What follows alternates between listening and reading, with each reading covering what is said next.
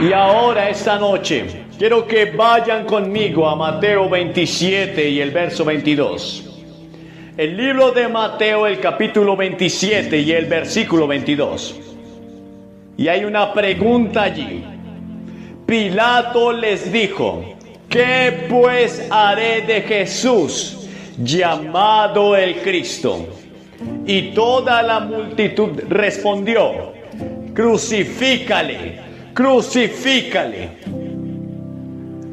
En el vaivén de la vida, me encuentro hoy ante ustedes con un mensaje que considero crucial para esta generación y las que seguirán. En tiempos de incertidumbre y desorientación, es imperativo abordar las preguntas fundamentales que resuenan en los corazones de los jóvenes, tales como: ¿quién soy yo? ¿Cuál es el propósito de la vida? ¿De dónde vengo y a dónde voy? Y observo una crisis de identidad entre los estudiantes de hoy. Una búsqueda de respuestas que a menudo se ve frustrada en un mundo lleno de distracciones y desafíos. Quiero decirles con toda sinceridad que desde mi perspectiva la Biblia contiene respuestas directas a estas y profundas filosofías. En mi experiencia he llegado a comprender que todos hemos heredado una enfermedad mortal, una condición que trasciende las barreras del tiempo y la cultura: el pecado. No es mi intención condenar, sino señalar la realidad de nuestra necesidad de cura. Y ahí es donde entra en el juego Jesucristo. Cristo descendió a esta tierra y derramó su propia sangre para proporcionar la única cura posible, una cura total para esta enfermedad llamada pecado. Este acto redentor es el fundamento de mi mensaje, la esperanza que ofrezco a aquellos que buscan respuestas genuinas y duraderas. Has observado que en la búsqueda del placer, algunos encuentran momentáneamente satisfacción en el pecado, pero la verdad es que ese placer es efímero, dejando tras sí amargura y destrucción. La Biblia, fuente de sabiduría eterna, advierte sobre las consecuencias a largo plazo de nuestras elecciones y acciones. Pilato dijo: ¿qué voy a hacer de este hombre llamado Jesús? ¿Qué vas a hacer de ese hombre llamado el Cristo? ¿Qué has hecho con él? ¿Qué irás a hacer? Hoy más que nunca, los jóvenes enfrentan presiones abrumadoras y tentaciones omnipresentes. En este contexto, afirmo con toda convicción que la ayuda de Dios es esencial para resistir y superar estos desafíos. La fe en Cristo provee el poder necesario para decir no a las tentaciones que acechan en la sociedad contemporánea. En un mundo donde la moralidad a menudo se ve difuminada, sostengo que la juventud anhela la verdad, un código moral claro y sin concesiones. Mi llamado es ofrecerles esta guía, proporcionando una brújula moral en medio de la confusión reinante. La institución familiar, que considero fundamental, enfrenta amenazas en forma de divorcio, infidelidad y rebelión. Es necesario preservar los cimientos morales para mantener la estabilidad de nuestra sociedad. He llegado a la convicción de que los jóvenes anhelan algo más profundo, algo que satisfaga sus mentes y corazones. En mi experiencia he encontrado que este anhelo se satisface plenamente en Jesucristo. Les insto a explorar la Biblia por sí mismos, descubriendo así una fuente inagotable de sabiduría y verdad. ¿Y qué van a hacer con Jesús, al que llaman el Cristo? Esta pregunta, planteada hace siglos, sigue siendo la más importante que cualquiera de nosotros puede enfrentar. Y ahora quiero adentrarme en 3 puntos fundamentales que considero esenciales en la búsqueda de significado y propósito en esta vida. En mi experiencia como evangelista, he dedicado mi vida a compartir el mensaje de redención y esperanza que encuentro en las Escrituras. Hoy deseo enfocarme en esos puntos, con la esperanza de que encuentren respuestas sólidas para las preguntas que agitan sus corazones. Y quiero primero hablar de la enfermedad del pecado y la necesidad de la cura. La realidad innegable es que enfrentamos como seres humanos esta enfermedad mortal del pecado. No estoy aquí para señalar con el dedo acusador, sino para reconocer la condición compartida que todos llevamos. A lo largo de mi ministerio he visto los estragos del pecado en las vidas de las personas, manifestándose de diversas maneras, en acciones, pensamientos y relaciones rotas. El pecado no es simplemente una serie de malas elecciones. Es una enfermedad que se arraiga en el corazón de cada individuo. Como bien señala la Biblia, por cuanto todos pecaron y están destituidos de la gloria de Dios. Romanos 3:23. Esta no es una afirmación para desanimarte, sino para que reconozcas la realidad de nuestra condición humana y la necesidad imperante de una cura. En mi viaje de fe, llegué a la conclusión que no hay cura posible para esta enfermedad, aparte de la intervención divina. Es aquí donde entra en juego el sacrificio redentor de Jesucristo. En mi predicación he proclamado una y otra vez que Cristo descendió a esta tierra para derramar su propia sangre, ofreciendo así la única cura total para el pecado en sus corazones. Les insto a reconocer esta verdad y a aceptar la mano extendida de Cristo que ofrece sanidad y redención. El primer punto que quiero profundizar es la comprensión de la enfermedad del pecado y la imperiosa necesidad de cura. En mi ministerio he presenciado cómo esta enfermedad afecta a la humanidad, cómo se manifiesta en acciones y cómo permea cada aspecto de nuestras vidas. Pero la Biblia, fuente inmutable de verdad, nos revela la realidad de nuestra condición. Todos pecaron. Hoy debemos reconocer que todos hemos pecado, todos hemos errado, que todos hemos caído cortos de la perfección divina. Es el primer paso hacia la comprensión de la enfermedad del pecado. No estoy aquí para condenar a nadie, sino para señalar una verdad fundamental que afecta a todos. La metáfora de la enfermedad no es casualidad. Como el apóstol Pedro nos dice, Cristo llevó nuestros pecados en su cuerpo sobre la cruz, para que nosotros, estando muertos a los pecados, vivamos a la justicia, y por cuya herida fuiste sanados. Primera de Pedro 2:24.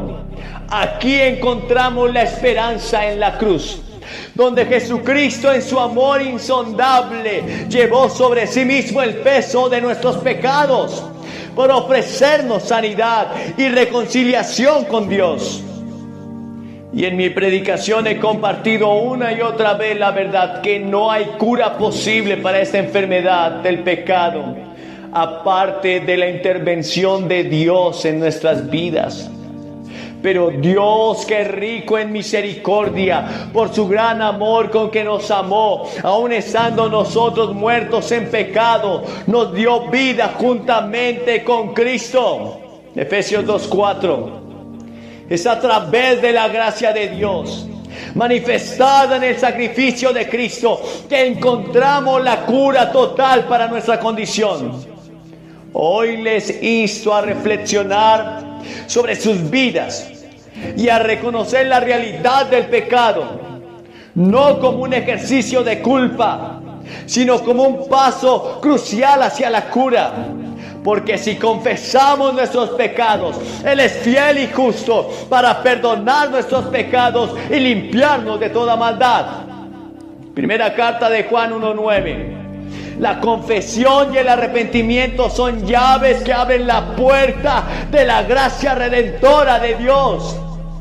Jesucristo no solo ofrece perdón, sino también transformación. De modo que si alguno está en Cristo, nueva criatura es. Las cosas viejas pasaron, he aquí todas son hechas nuevas. Segunda de Corintios 5:17. Esta transformación es el proceso de cura de Dios. Él desea realizar en nuestras vidas, llevándonos de la esclavitud del pecado a la libertad y la plenitud en Cristo. En resumen, la enfermedad del pecado es una realidad que afecta a todos. Pero la buena noticia es que la cura está disponible en Jesucristo a través de la confesión, del arrepentimiento, del creer que Cristo murió y resucitó por nosotros. Y la fe en el sacrificio redentor en Cristo, en la cruz, nos libra de esta enfermedad. Podemos experimentar la sanidad y la renovación que solo Dios puede ofrecer. Los animo a acercarse a Él con corazones abiertos, listos para recibir la cura que solo viene a través de la gracia abundante de nuestro Señor Jesucristo. Pero luego el segundo punto, quiero sumergirlos en el engaño del placer temporal y la búsqueda de la verdadera satisfacción. En mi extensa experiencia como evangelista, he visto cómo la sociedad moderna a menudo busca placer momentáneo, confiando en que éste llenará el vacío existencial. Sin embargo, la Biblia nos advierte sobre lo efímero de estos placeres y nos señala hacia una fuente de satisfacción duradera. Las Escrituras nos dicen que hay placer en el pecado, Hebreos 11:25. Pero sin embargo es por corto tiempo. No niego que el pecado pueda proporcionar una sensación de placer temporal, pero quiero advertirles sobre la ilusión que conlleva. Mi deseo es que entiendan que aunque puede haber deleite momentáneo, este placer se desvanece rápidamente, dejando tras sí una sensación de vacío, de fracaso, de anhelo, de angustia, de dolor, porque la paga del pecado es la muerte, y ese pecado te encontrará. En mi ministerio he encontrado que muchos caen en la trampa de buscar satisfacción en placeres mundanos, solo para descubrir que la alegría que ofrecen es efímera. La verdadera satisfacción, según las Escrituras, se encuentra en una relación transformadora con Cristo. Él nos ofrece una alegría que va más allá de las circunstancias temporales y que perdura incluso en medio de las pruebas. Permítame compartir con usted una ilustración para dar vida a este punto. Imaginen a un viajero sediento en el desierto. En su búsqueda de alivio, encuentra un oasis temporal que ofrece agua refrescante. Sin embargo, este oasis es efímero y el agua se está agotando en él y la sed regresa. En contraste, Cristo es la fuente inagotable de agua de vida que sacia nuestra sed espiritual de manera duradera. Como dijo Jesús a la mujer samaritana: el que beba del agua que yo le daré no tendrá sed jamás, sino que el agua que yo le daré será en él una fuente de agua que salta para vida eterna. Juan 4:14. Las distracciones y placeres del mundo pueden brindar momentos de satisfacción, pero la verdadera alegría se encuentra en una relación íntima con Cristo.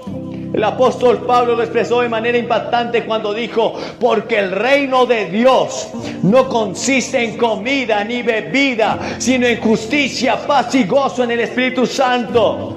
Romanos 14:17. Aquí nos revela que la verdadera satisfacción no se encuentra en las cosas temporales, sino en las realidades eternas que Cristo nos ofrece.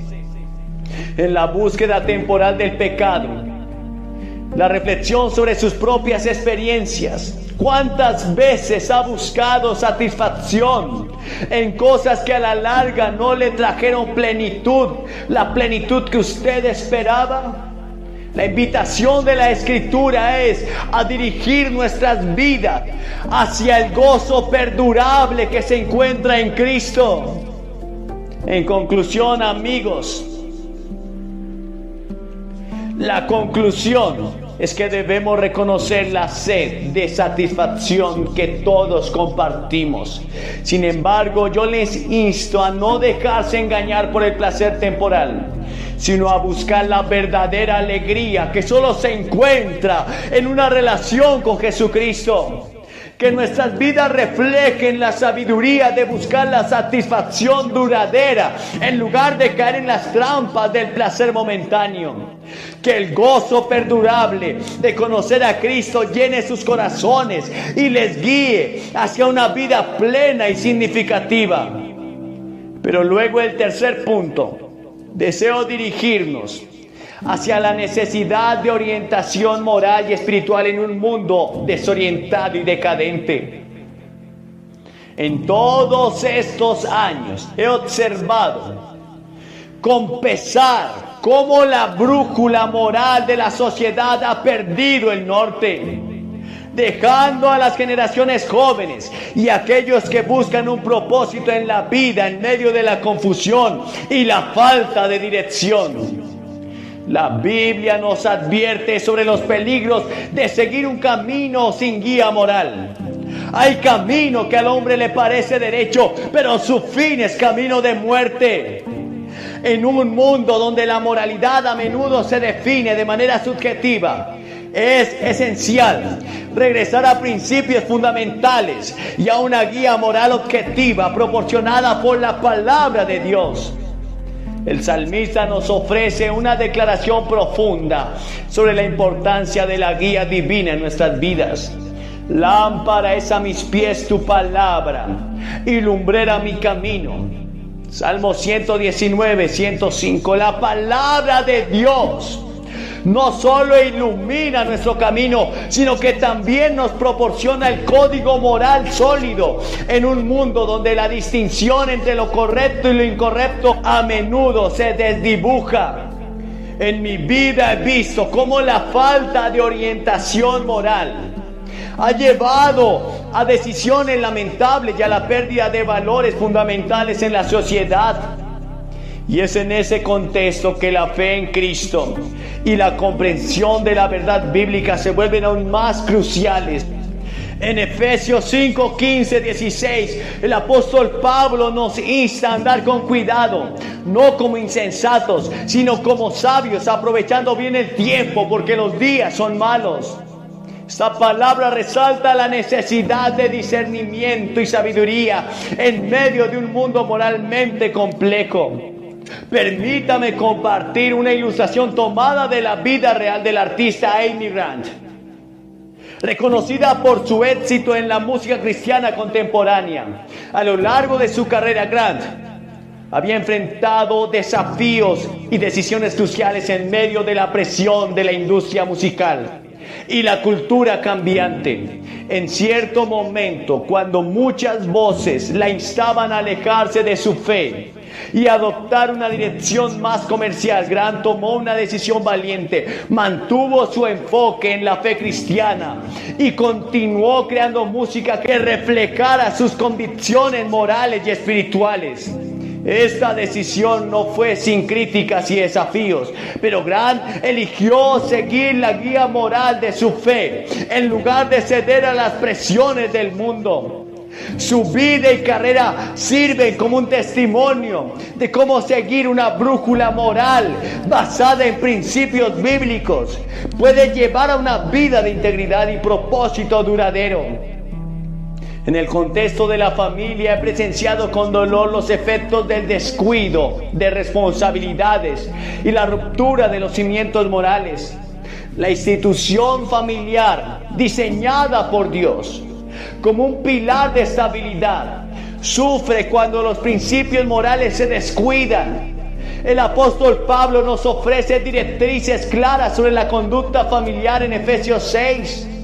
Del verso 1 en adelante recordamos la importancia de la obediencia, el respeto y la instrucción basada en principios morales. Mi llamado a los jóvenes y a las familias es claro: regresen a la guía moral sólida que se encuentra en la palabra de Dios. En un mundo donde las opciones cambian y las normas morales se desdibujan, los principios eternos de la Escritura proporcionan un ancla firme.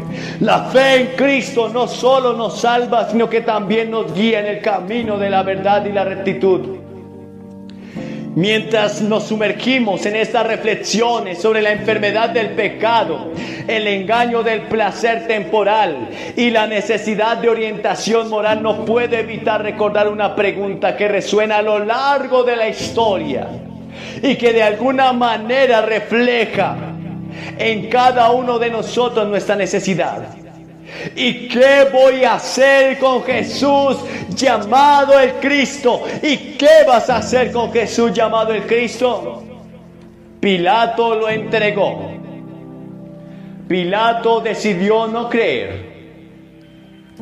La multitud dijo: crucifícale. Lo desecharon. Esta pregunta formulada por el gobernador romano hace más de 2000 años sigue siendo tan relevante hoy como lo fue entonces. Es una pregunta que cada persona debe enfrentar en algún momento de su vida, y especialmente crucial para los jóvenes que se encuentran en esta cruzada hoy. Pilato, al hacer esta pregunta, estaba buscando una respuesta de la multitud que se había reunido en Jerusalén. Pero la realidad es que esta pregunta trasciende en el tiempo y el espacio, llegando a cada uno de nosotros de manera personal. ¿Qué haremos con Jesús llamado el Cristo? La respuesta a esta pregunta determina nuestro destino eterno y da forma a nuestra existencia terrenal.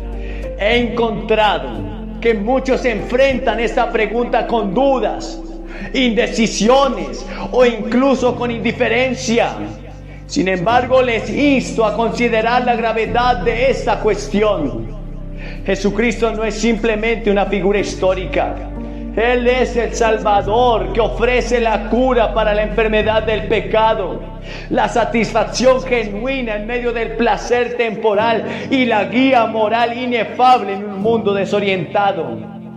Es esencial comprender que al abrazar a Jesús, no estamos simplemente adhiriéndonos a una religión o a una serie de reglas. Estamos abrazando la verdad encarnada, la esperanza viva, el amor redentor. En el pasaje bíblico de Juan 14:6, Jesús declara: yo soy el camino y la verdad y la vida, y nadie va al Padre sino por mí. Y aquí Jesús nos presenta como la única senda que nos lleva a Dios, la única verdad que nos libera y la fuente de vida que trasciende la existencia temporal es Él mismo. La pregunta de Pilato nos confronta con la realidad de que no podemos permanecer neutrales o indiferentes ante la figura de Jesucristo. Su impacto en la historia y en la vida de las personas es innegable. Jesús no nos permite mantener una posición neutral. Él exige una respuesta. Él exige una decisión personal. En este mundo lleno de opciones y dilemas, enfrentarse a la pregunta de Pilato se convierte en un acto crucial y auténtico. ¿Qué haremos con Jesús llamado el Cristo? Puedes ignorar la pregunta o posponer la respuesta, pero no elimina su importancia. Al contrario, postergar la decisión nos priva de la paz y la plenitud que solo se encuentra en la relación con Cristo. Mi anhelo es que los jóvenes y los ancianos y cada persona presente en este lugar Enfrenten esta pregunta y reconozcan que Jesús no es simplemente una opción entre muchas, sino es la única salida verdadera en un mundo lleno de caos. Y Él ofrece la cura para la enfermedad del pecado que aqueja a la humanidad. Su gracia supera cualquier placer temporal que el mundo pueda ofrecer y proporciona una orientación moral y espiritual que trasciende la confusión de nuestro tiempo. Permítame compartir solo una experiencia más de la vida real para enfatizar este punto. Imaginen a una persona perdida en medio de un bosque oscuro y desconocido. Aunque el sendero está lleno de opciones, solo hay una senda que conduce a la salida. De manera similar, en este mundo de opciones y desafíos, solo Cristo es la senda que nos lleva a la verdadera libertad y plenitud. En última instancia, la decisión que tomemos con respecto a Jesús determinará nuestro destino eterno. La pregunta de Pilato, que resuena a través de las edades, nos insta a reflexionar sobre la relevancia personal de Cristo en nuestras vidas. ¿Lo aceptaremos como nuestro Salvador y Señor o lo regalaremos a un segundo plano como hizo Pilato? Los insto a no posponer esta decisión crucial. Jesús no solo es la respuesta a la pregunta de Pilato, sino que es la respuesta a las profundas inquietudes de nuestros corazones. Que cada joven, al enfrentar esta pregunta, pueda decir con convicción y fe: haré con Jesús, llamado el Cristo, lo que Él me llame a hacer. En esta decisión encontrará no solo la salvación eterna, sino también la plenitud y la dirección que anhelan sus vidas. Que la verdad de Cristo ilumine sus corazones y los guíe hacia una relación transformadora que trascienda la eternidad. Permítanme que les comparta una historia impactante de mi experiencia como evangelista. Una historia que destaca la importancia de la decisión que cada uno de nosotros enfrenta al respecto con Jesucristo. En cierta ocasión, sentí fuerte en mi corazón la convicción de que el Espíritu Santo de Dios me estaba guiando a predicar el mensaje de salvación a alguien que muchos consideraban inalcanzable. Esta persona era Marilyn Monroe, una figura icónica del mundo del entretenimiento. La fama y el glamour la envolvían, pero en medio de todo esto había un vacío que ninguna cantidad de éxito podía llenar. Decidí acercarme a Marilyn con el amor de Cristo, llevando el mensaje de esperanza y de redención que tanto necesitaba. Sin embargo, su respuesta fue contundente. Me miró fijamente y me dijo: yo no necesito a su Jesús. Aunque sus palabras fueron un rechazo claro en ese momento, no podía dejar de sentir compasión por alguien atrapado en las trampas de la fama y la soledad. Lo que sucedió a continuación es un recordatorio impactante de la fragilidad de la vida y la urgencia de tomar decisiones eternas. Apenas una semana después de nuestro encuentro, Marilyn Monroe fue hallada muerta. Las circunstancias de su fallecimiento han sido objeto de especulación y misterio, pero lo que queda claro es que ella enfrentó un destino irreversible. Ahora quiero dirigirme a cada uno de ustedes con esta historia. No sabemos dónde se encuentra ahora Marilyn Monroe. ¿Qué ocurrió después de ese momento crucial en su vida? Pero lo que sí sabemos es que hoy, en este momento, ustedes tienen la oportunidad de elegir. Así como Marilyn Monroe tuvo que enfrentar la decisión de recibir o rechazar a Jesucristo, ustedes también enfrentan esa elección. La realidad es que cada uno de nosotros está en un viaje y al final del camino nos encontraremos con la verdad eterna. ¿A quién elegiremos seguir? ¿En quién pondremos nuestra esperanza y confianza para la eternidad? No estoy aquí para forzar una decisión, pero les insto con urgencia a este llamado. Jesucristo ofrece perdón, redención y vida eterna a aquellos que lo reciben. La historia de Marilyn nos recuerda la fragilidad de la vida. La realidad que ninguno de nosotros sabe cuánto tiempo tenemos en este mundo. Hoy en este instante tiene la oportunidad de elegir a Jesucristo como Salvador y Señor. No importa cuál haya sido su pasado, cuáles sean las circunstancias que enfrente actualmente. La puerta de gracia está abierta para ustedes. La pregunta que enfrentamos no es solo sobre este breve periodo terrenal, sino sobre la eternidad que sigue. ¿Qué harán con Jesús llamado el Cristo? La elección es suya. El mensaje de Cristo es uno de amor incondicional, redención y un futuro lleno de esperanza. En este momento los invito a abrir sus corazones. Si sienten el llamado del Espíritu Santo, si reconocen la necesidad de un Salvador, no dejen pasar esta oportunidad. La vida es efímera y frágil. Hoy pueden elegir el camino de la vida eterna. Pueden recibir el regalo de la salvación que Cristo te ofrece. No permita que el mañana sea incierto. Sin la certeza de la esperanza que se encuentra en Cristo, acepte este regalo de amor y perdón y gracia hoy mismo. Les voy a pedir que se levanten de su silla. Y al venir solo tienes que hacer 3 cosas. Primero tienes que arrepentirte. Y arrepentimiento significa cambiar de dirección. Significa que estás dispuesto a abandonar el pecado. Y aceptas que te has equivocado y que eres un pecador. Que te has encargado de tu vida, pero quizás ha sido un fracaso. En segundo lugar, tienes que poner toda tu fe en Cristo. Puede que seas miembro del coro de la iglesia, incluso un clérigo. Pero si no tienes la seguridad de que Cristo haya nacido en tu corazón, ven ahora mismo. En todas nuestras reuniones siempre pasan ministros que llevan años predicando, pero que no sentían que eran salvados.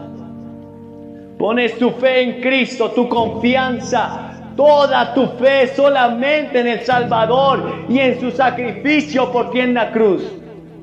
Y en tercer lugar, debes confesarlo públicamente. Debes pararte ante esta plataforma, ante todos estos testigos y confesar públicamente que rechazas el pecado, pero aceptas a Cristo. ¿Qué vas a hacer con ese Jesús llamado el Cristo?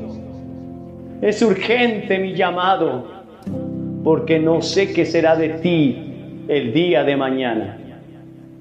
Te levantas y vienes ante esta plataforma y oraremos por ti. Te daremos algo de literatura y luego podrás volver.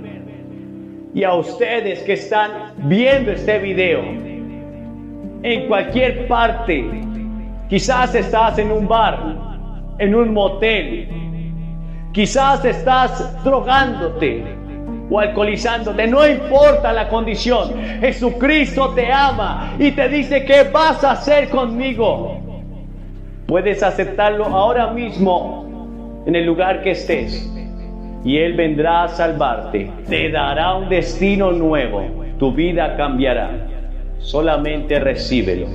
Esta es la hora de tu salvación y el momento de tu encuentro con Dios. En el nombre de Jesús. En 1949, un joven predicador audaz y dinámico emprendió un camino que tendría un impacto en cada continente por generaciones futuras. Por más de 50 años y a más de 210 millones de personas, Billy Graham habló apasionadamente sobre la esperanza segura encontrada en Jesucristo. Hay muchas cosas sobre Dios que no entiendo o comprendo. Acepto su revelación de sí mismo por fe. Él unió razas y denominaciones a través de un propósito común, al predicar en 185 países en todo el mundo. Cristo le pertenece a todas las personas. Él pertenece a todo el mundo. Él estuvo al lado de presidentes, conoció a dignatarios y líderes mundiales, y hoy Billy Graham es reconocido entre los líderes religiosos más influyentes en la historia del mundo. De nuestros archivos, los clásicos de Billy Graham. Hoy quiero que vayan conmigo al 5º capítulo del libro de Daniel. El libro de Daniel, el 5º capítulo del libro de Daniel. Pienso que más que cualquier otro libro en la Biblia, este predice el futuro, salvo el libro de Apocalipsis. Y cuando leas el libro de Apocalipsis, siempre lee el libro de Daniel. El libro de Daniel por un lado, el libro de Apocalipsis por otro, y luego enfrente de ti el periódico, y todos coinciden. Porque Daniel es un libro de profecía. Pero de lo que quiero hablar de Daniel hoy es de un incidente que pasó en su vida.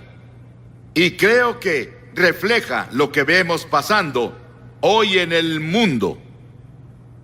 En este capítulo al que iremos, no voy a leérselos, se los contaré.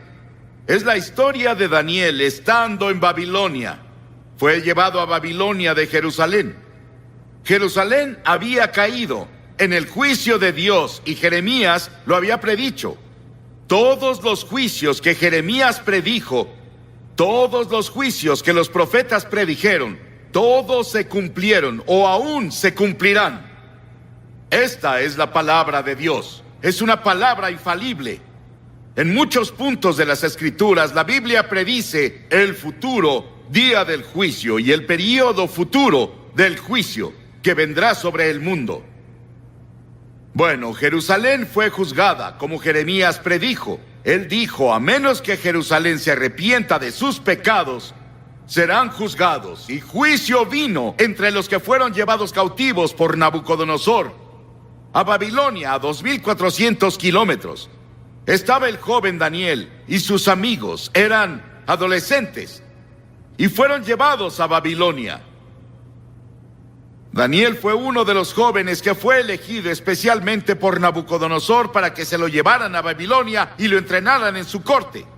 Y lo entrenaran en todas las artes y las ciencias de los babilonios. Cuando este capítulo comienza, Nabucodonosor está muerto. Daniel fue su amigo y profeta, y primer ministro de Nabucodonosor, el gran rey. Pero ahora había sido más o menos olvidado, porque un joven estaba ahora en el trono llamado Belsasar, quien era nieto de Nabucodonosor, el gran rey. Babilonia en ese tiempo era el imperio más grande del mundo, era el más poderoso del mundo, era la nación más rica del mundo. Y la Biblia nos muestra a Belsasar, el rey, era joven, rico y poderoso, pero al mismo tiempo egocéntrico y egoísta. Y la Biblia enseña que Dios odia el orgullo. Y Jesús diría años más tarde, en Mateo 23, el que se enaltece a sí mismo será humillado. Si intentas decir lo grandioso que eres y dejas a Dios fuera, si actúas como si pudieras resolver tus problemas y arreglar tu vida sin la ayuda de Dios, Dios te dice, te voy a derribar.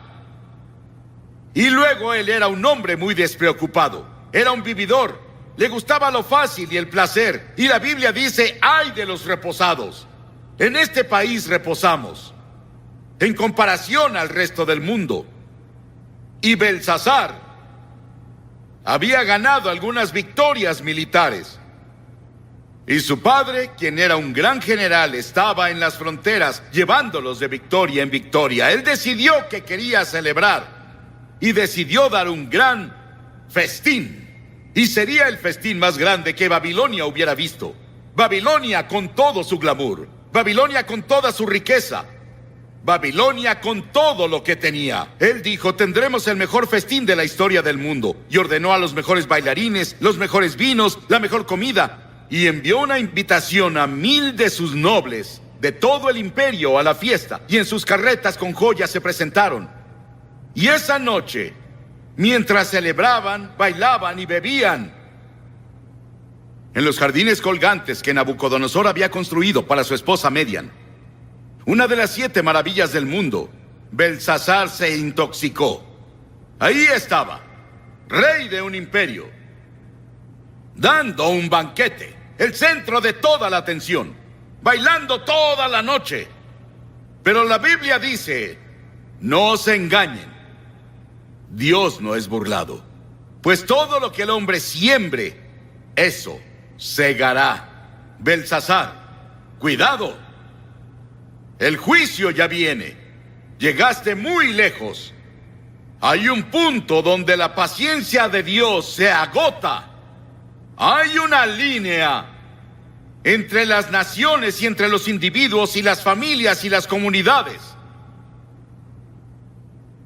Job dijo: los que harán iniquidad y siembran injuria, esos ciegan. Sigue arando iniquidad, sigue sembrando injuria. Un día lo cosecharás. Oseas dijo: porque sembraron viento y torbellino segarán. Jeremías dijo: sembraron trigo y segaron espinos. Y en medio de ese banquete, Belsasar danzó con una hermosa chica sensual. Y de pronto, todo se quedó en silencio. Podrías escuchar la caída de un alfiler. Su cara se puso blanca. La Biblia dice que comenzó a temblar, porque sobre la pared, una mano sin brazo comenzó a escribir. Y todos se sentaron ahí temblando, preguntándose qué era, qué cosa extraña era. Y Belsasar intentó leerlo. No pudo leer el mensaje. Y dijo: llamemos a los astrólogos y a los adivinos de los caldeos. Llamen a los magos, llamen a todas las personas que sepan leer este tipo de cosas. Y ellos fueron. No pudieron leerlo. Belsasar estaba más temeroso. La escritura se volvía más clara cada vez y más brillante. Las personas tenían miedo. Y su madre escuchó sobre eso, y su madre resultó que no estaba en la fiesta, pero ella fue. Y dijo: hijo, ¿qué es eso que oigo de una extraña escritura? Él apuntó a la pared. Y ella dijo: conozco a un hombre que puede leer eso. Su nombre es Daniel. Él es un gran profeta. Ayudó a tu abuelo a interpretar sueños. Él fue primer ministro de tu abuelo. Ha vivido en un retiro a medias. Tal vez no lo conoces. Daniel no estaba en la fiesta, pero enviaron por él. Y él se presentó, y Belsasar dijo: Daniel, ¿ves esa escritura? Si lees esa escritura, te volveré el tercero al mando en el imperio. Pondré una cadena de oro de autoridad en tu cuello, y te pondré vestidos reales, y serás miembro de la familia real, a mi lado. Daniel vio la escritura y la reconoció de inmediato. Era la escritura de su padre. Era la escritura de Dios Padre. Y él había estudiado a Dios y vivido con Dios todos esos años, y sabía que era la escritura de Dios. Dijo Belsasar: puedo leer la escritura, pero guárdate tus regalos, no los quiero. Dale tus regalos a alguien más. Verás, Belsasar, oh rey, te has levantado contra el Señor del cielo, y han traído las vasijas del Dios Santo a tu casa, y tú y tus nobles y sus esposas y sus concubinas han bebido vino en ellos, y Dios está ofendido. Y diste alabanza a los dioses de oro y plata y cobre y hierro y madera y piedra. Ellos no ven, no oyen y no saben. Y el Dios en cuya mano está tu vida y dueño de tus caminos, nunca le honraste. Sí, Belsasar, lo leeré. Dios le había dado a Belsasar todo lo que tenía, incluso la habilidad de reír. Su comida, su bebida, su poder, sus riquezas, todo venía de Dios, pero no había agradecido al Señor. Daniel dijo: muy bien, esta es la escritura. Mene, Tekel, Uparsin. Esta es la interpretación. Mene, contó Dios tu reino y le ha puesto fin. Belsasar es tu fin. Has pasado tu último día en esta tierra. Tekel, te pesaron en la balanza de Dios y te faltó. Pérez, tu reino ha sido dividido y dado a los medas y a los persas. Y estando en el banquete, sin saberlo, los babilonios, el gran río Éufrates había sido cambiado de curso y el ejército medo-persa pasó sobre un río seco. Y esa noche, Babilonia cayó ante los medos y persas. Belsasar fue asesinado.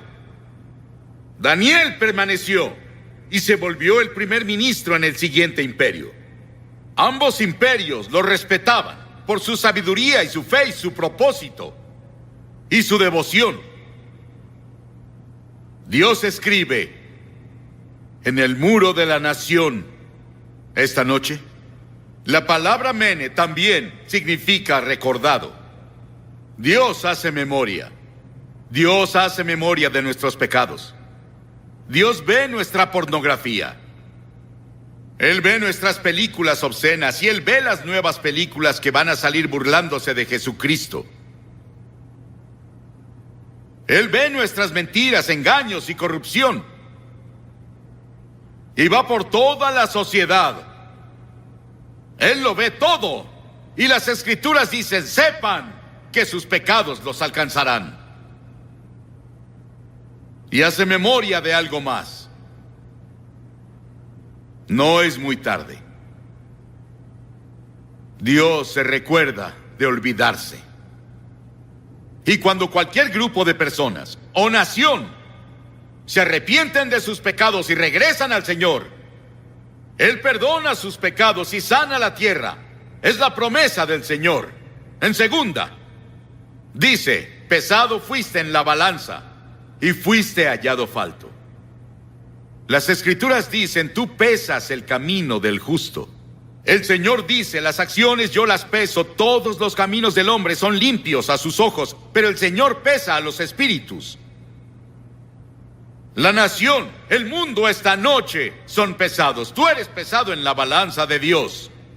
Nuestros pecados son grandes a los ojos del Señor y hemos sido pesados en su balanza. Muchos líderes pensadores creen que la Escritura sigue en la pared y el juicio ya comenzó a pasar. Pero Dios nos pesa como individuos. ¿Por qué nos va a pesar? ¿Qué está del otro lado de la balanza? Verás, hay balanzas. Aquí estás tú y aquí está con lo que Dios te pesa. Primero, Él te pesa por los 10 mandamientos. ¿Cómo estás con los 10 mandamientos? No tendrás otros dioses delante de mí. No tomarás el nombre del Señor tu Dios en vano. No cometerás adulterio. No robarás. No mentirás. No matarás. Todo eso está en los 10 mandamientos. Y la Biblia dice que si ofendemos en un punto, somos culpables de todos. Si rompiste un mandamiento una vez en tu vida, es lo mismo que romperlos todos. Y dirás, claro, he roto al menos 1 o 2. Entonces eres culpable de todos. Y es la razón por la que la Biblia dice que todos somos culpables.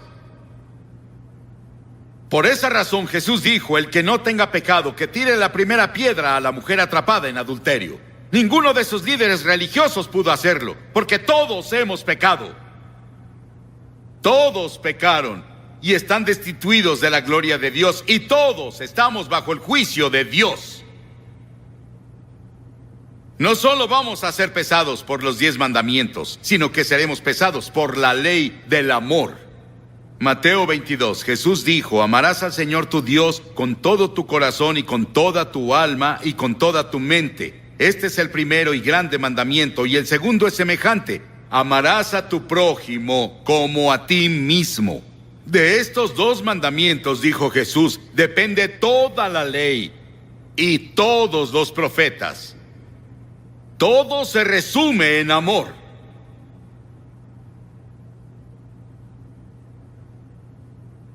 ¿Amas al Señor tu Dios con todo tu corazón, con toda tu mente, con toda tu alma? Y amas a tu prójimo.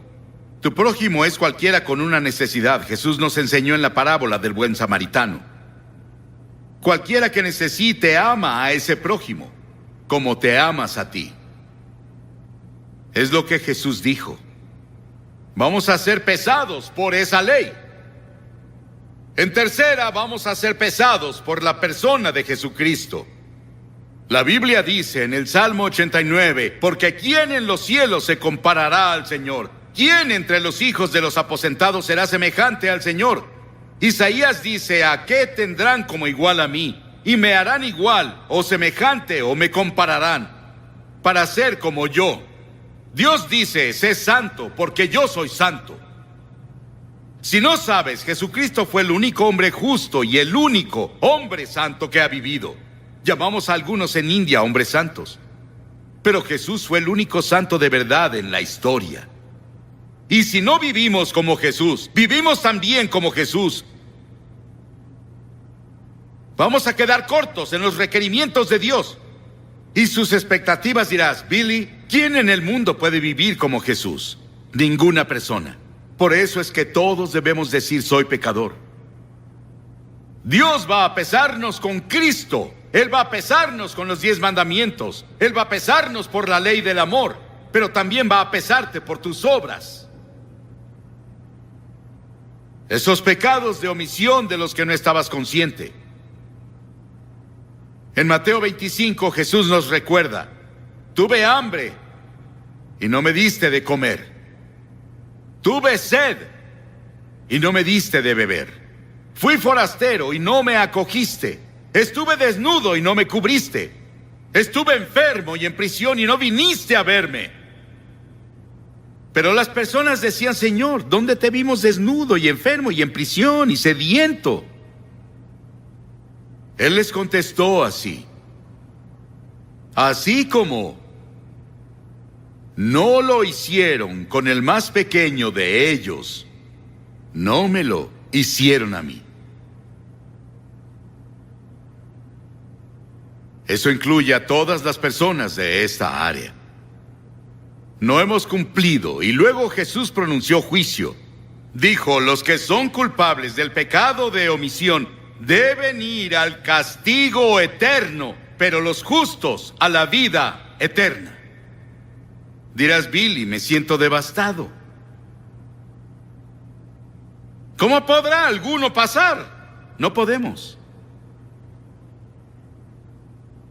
Jesús dijo en Apocalipsis 3, yo conozco sus obras, no eres frío ni caliente. Ojalá fueses frío o caliente. Pero por cuanto eres tibio, te vomitaré de mi boca, él dijo.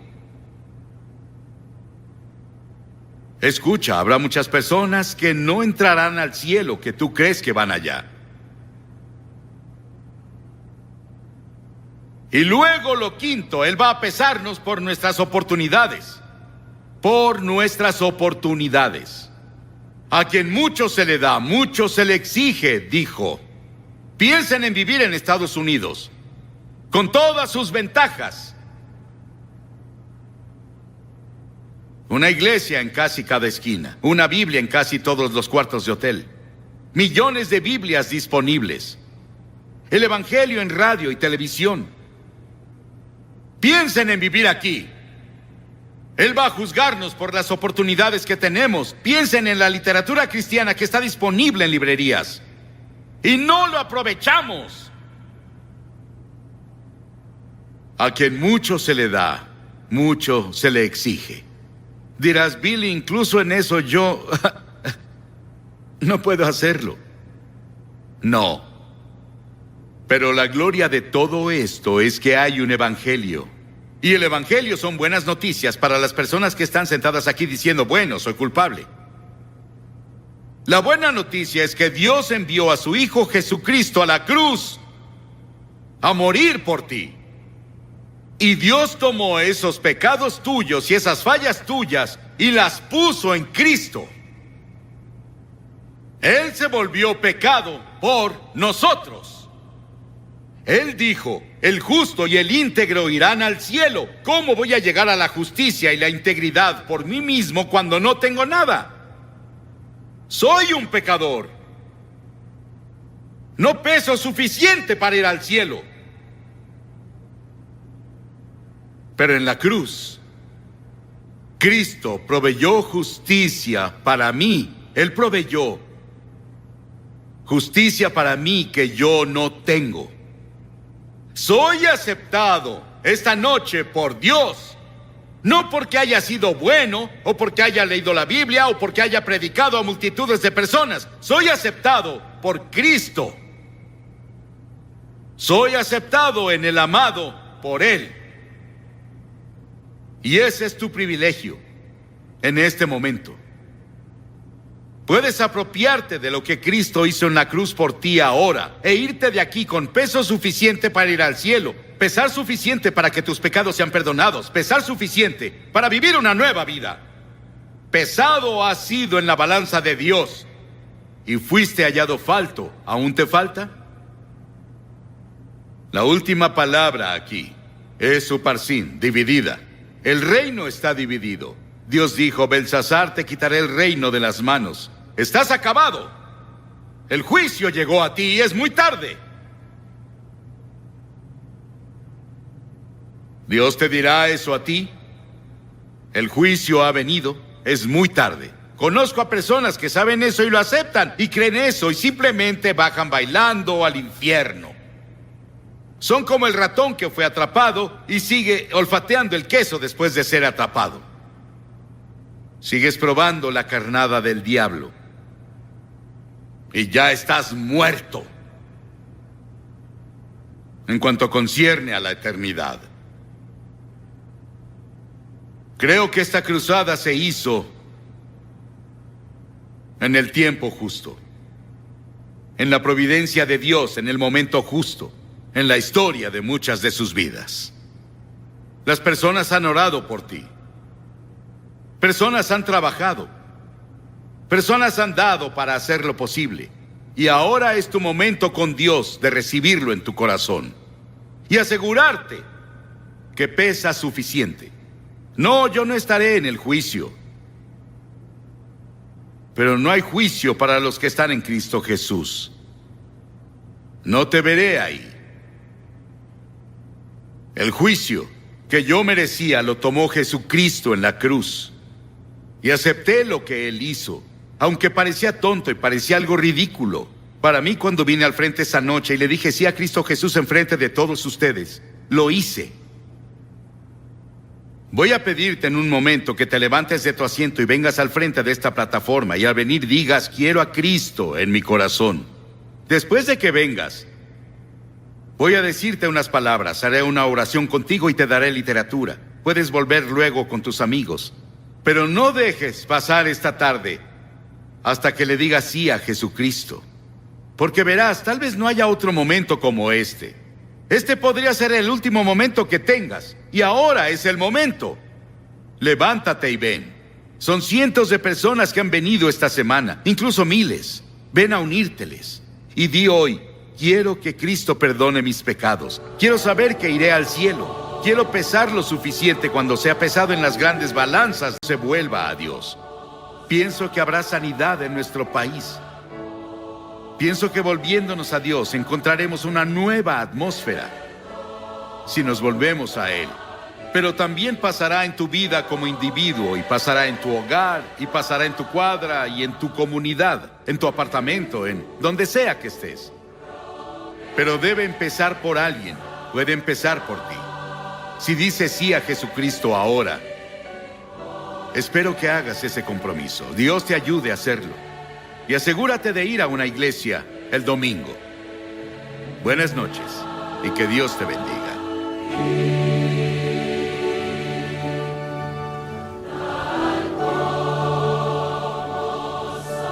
Cuando seamos puestos en la balanza de Dios, como preguntó Billy Graham, ¿Pesaremos lo que deberíamos de pesar?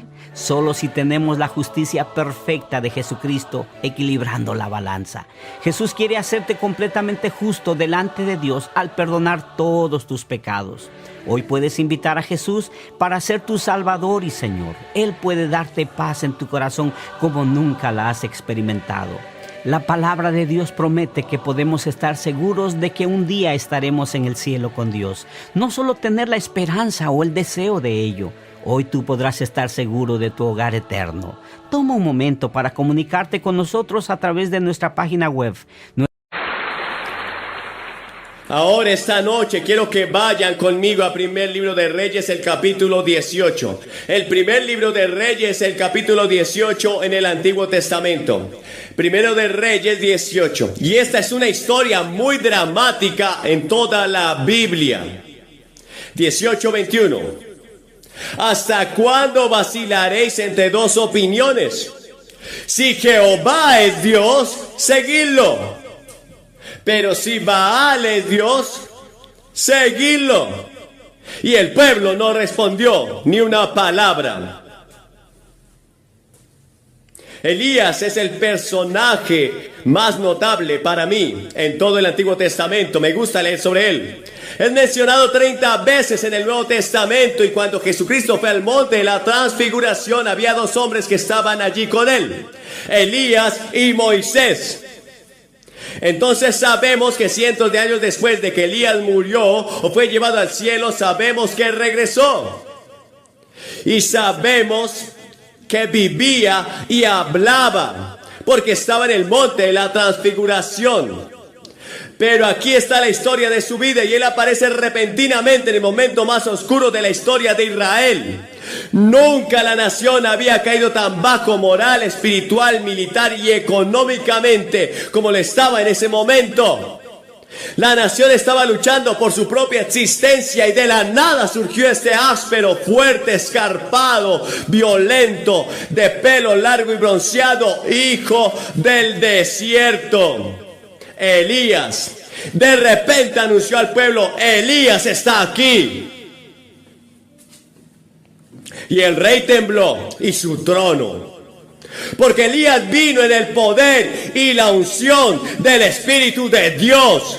Solía decirse que María, la reina de Escocia, tenía más poder en sus oraciones que un predicador.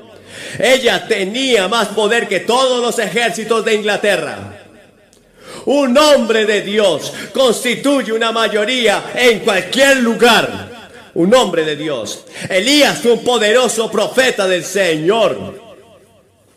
Y lo que había sucedido en Israel es que Israel descendió rápidamente, porque un hombre muy malvado había subido al trono. Su nombre era Acab. Y la Biblia dice que hizo más maldad que cualquier otro rey que lo haya precedido. Y luego hizo otra cosa: se casó con una mujer de una de las naciones paganas que estaba en contra de la antigua ley de Israel. Se casó con Jezabel y ella adoró a Baal. Ella no creía en Dios. Ella no creía en el Dios del antiguo Israel. Ella no creía en el Dios de Moisés. Ella no creía en el Dios de Abraham. Ella creía en Baal. Y Baal era una de las peores formas de adoración de la que hayamos conocido. Lleno de sensualidad, violencia, sexo, sacrificios humanos y todo lo demás. Esto es algo muy interesante, que en una época en la que la gente se aparta del verdadero Dios, muchas veces se encontrarán y se unirán al sexo, la violencia, se unirán a su religión pagana. Estamos viendo esos indicios en Estados Unidos. El surgimiento de la oración a Satanás y el ocultismo. El énfasis en el sexo. El énfasis en la violencia. Pónganlos juntos y tendrán algo que la Biblia dice que Dios aborrece y Dios juzgará. La ira de Dios caerá sobre ese pueblo. Esa era la situación cuando Elías apareció en escena. Y lo primero que hizo Elías fue protestar. Excepto que Elías estaba casi solo, pensó que estaba solo. Pero Dios había dicho que tenía 7,000 que no habían doblado sus rodillas a Baal. Elías dijo al rey: está bien, esto es lo que quiero que hagas. Quiero que reúnas a todos los profetas de Baal. Quiero que reúnas a todos los idólatras que dirigen la idolatría en este país. Quiero que los reúnas en el monte Carmelo, que mira hacia el mar Mediterráneo. Y subiré allá y dejaremos que todo el pueblo venga y mire. Y tendremos un concurso. Debatiremos públicamente contra los 400 profetas de Baal. Y dejaré que el pueblo decida quién es Dios. Y el rey dijo: está bien. Entonces todo el pueblo se reunió. Miles de personas se reunieron en el monte Carmelo y los 400 profetas de Baal. Y Elías estaba de pie solo ante Dios. Y era un solo hombre, un profeta solitario parado allí solo. Y él dijo: esto es lo que quiero que hagas. Quiero que consigas 2 toros. Construye 2 altares. Invoca a tu Dios Baal. Yo invocaré a mi Dios, el Dios vivo y verdadero, y veremos quién responde con fuego. Ellos dijeron: está bien. Entonces construyeron su altar, cortaron su novillo, lo pusieron en el altar. Miles de personas miraban y luego comenzaron a invocar a Baal. Dijeron: oh Baal, Baal, Baal, responde con fuego. Sabemos que es el verdadero Dios. Y nada pasó. Elías se quedó allí y se rió de ellos. Y esa es una de las cosas más graciosas de toda la Biblia. Elías dijo: adelante, griten, tal vez su Dios está de viaje.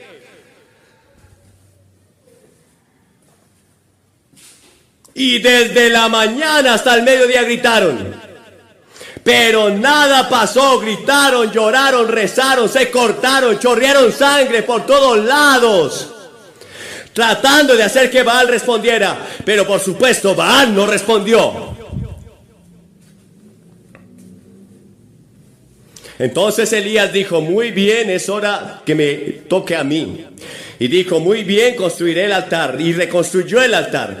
Pusieron el becerro sobre el altar. Y él dijo: ahora quiero que 12 barriles de agua sean vertidas encima del sacrificio.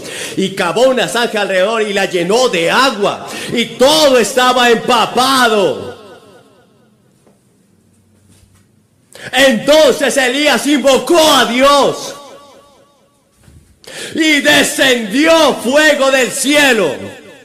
Y quemó el becerro, y quemó el altar, y quemó todo. Y el pueblo dijo: solo Jehová es Dios, no hay otro Dios. Y Elías ganó ese día y salió victorioso en el monte Carmelo sobre los profetas de Baal. Quiero que se fijen, quiero que estén aquí 3 grupos de personas. Un grupo, un hombre, Elías. Del otro lado, 450 profetas de Baal, todos expertos en religión, filosofía, psicología. Y entre ellos estaba toda la masa de personas que no estaban seguras de nada. No estaban comprometidas, no estaban seguros si Baal era Dios. No estaban seguros si Dios, el Dios de Elías, era Dios. Sus tradiciones antiguas los hacían creer que Jehová era Dios. Sin embargo, su interés era complacer al rey y ser relevantes y estar dentro. No querían envejecer a la moda tradicionalista y fuera de sintonía. No querían ser atrapados, no creer los 10 mandamientos si eso fuera la moda. Verán, los hombres siempre han sido algo caprichosos, vamos a las modas. Eso es cierto en cada generación. Y la moda en este momento era creer en Baal. Con toda libertad del sexo, la sensualidad y la violencia. Ahora a ellos no les gusta el sacrificio humano, pero toda religión exige algún tipo de sacrificio. Entonces lo que debían hacer era tomar bebés, muchas veces un bebé elegido, y ponerlo en las manos de ese gran Dios, y el bebé era quemado, y deberían a sus bebés como sacrificios humanos. Esa era la adoración a Baal. Pero luego había muchos que eran seguidores secretos del verdadero Dios. No creían todo ese truco de magia sobre Baal. Tenían un sentimiento de culpa al respecto, pero tenían miedo. Tenían miedo de defender a Dios, miedo de defender lo que creían que era la verdad. Por lo que no tomaron una posición pública. Verás, Jesús exige una posición pública. Por eso le pido a la gente que se ponga de pie. Le exige una exposición pública. No puedes ser un seguidor secreto de Jesús y complacerlo. No puedes hacer eso. Debe ser pública y abiertamente. Yo no tomaré mi posición abiertamente por ti en el cielo. Y sin la intercesión de Jesucristo, ninguno de nosotros lo lograría. Y luego Elías dijo algo a toda esta gente: si el Señor es Dios, síganlo. Pero si Baal es, entonces síganlo. Y él dijo: tomen una decisión. Dios no va a permitir que tengas un altar al Baal en tu hogar y al materialismo en tu hogar, y luego vayas a la iglesia el domingo y pienses que todo va a funcionar. Tienes que salir con un compromiso por Jesucristo. Él debe ser primero y el Señor en cada área de tu vida, si quieres ser aceptable ante Dios. Ahora la gente había visto la evidencia. Sabían que Baal no podía darles paz, gozo y felicidad. Ellos sabían eso. Sabes, en nuestras estrellas más famosas dicen el otro día: no llamaré a ninguno por su nombre. Pero uno en la revista citó diciendo esto: fui la víctima del sueño americano. Me criaron para creer que cuando encontrara el éxito, automáticamente sería terriblemente feliz. A todos nos enseñaron eso. Bueno, obtuve el éxito, dijo él. Pasé 21 años creyendo que tan pronto como todas estas cosas sucedieran, todos mis problemas desaparecerían. Bueno, no fue así. Fue una gran desilusión, dijo. Y ahora solo tiene 21 años. 21 años pasando. 21 años llevando el dolor. Aunque es famosa en la televisión y en las películas en todo el mundo. Pero no es feliz. Y ha sido una gran desilusión. ¿Ves que Baal no puede traer paz interior y satisfacción al corazón humano? Lo dijo Pascual, un gran científico. Dijo: la felicidad no está ni dentro ni fuera de nosotros. Está en Dios. Y solo cuando Dios está en nuestro corazón, la felicidad está dentro de nosotros y fuera de nosotros. ¡Qué cierto es eso! La felicidad y la paz y el gozo vienen al conocer a Dios.